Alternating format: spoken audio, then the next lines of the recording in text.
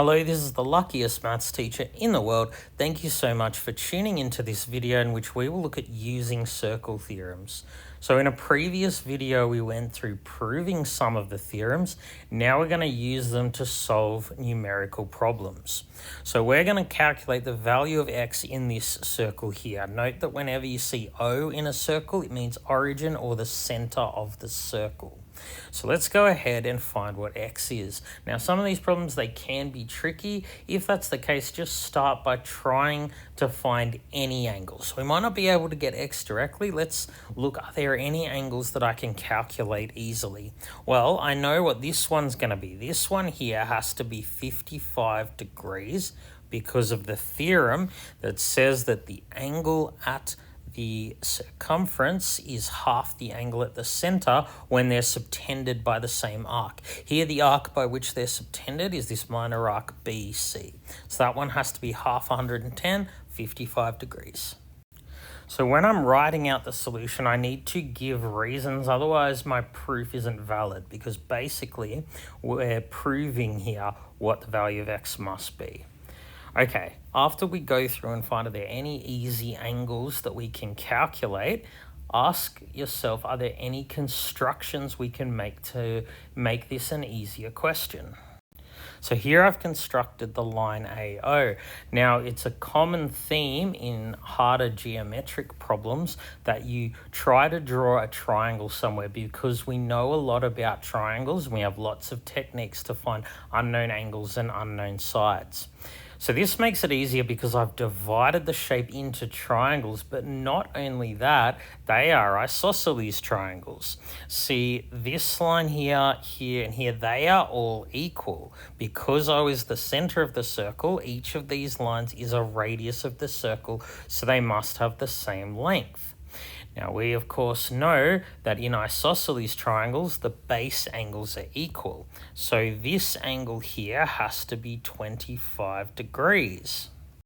So I've just abbreviated with my reason here. That's okay if you do that, particularly in a test when you're under time pressure, because I'll know what you mean. We've just basically said isosceles triangle. Because this is isosceles, these two have to be equal. So of course that means that the angle next to it here must be 30 degrees. So I don't need to give another reason for that because I've already explained why this angle has to be 55 degrees. So because this angle is 30 and this is an isosceles triangle, x here must also be 30 degrees. So I have proved here that x is equal to 30 degrees. Now notice that the way I proved x was 30, the way I went about this question, is identical to the steps we took in proving that the angle at the circumference was half the angle at the center. So knowing those proofs from the previous lesson can be very helpful. All right, let's now look at another example. So we're going to calculate the area of the circle here. Once again, O means the center of the circle. So we're told in the question that AP is equal to 12 centimeters and OP is 13 centimeters. Now we can't calculate the area of a circle without knowing its radius.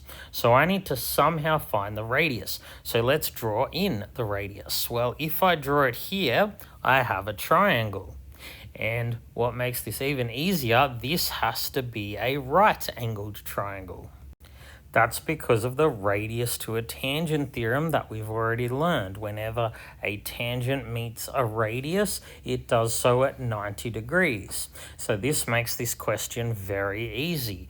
We know how to find unknown sides in right-angled triangles.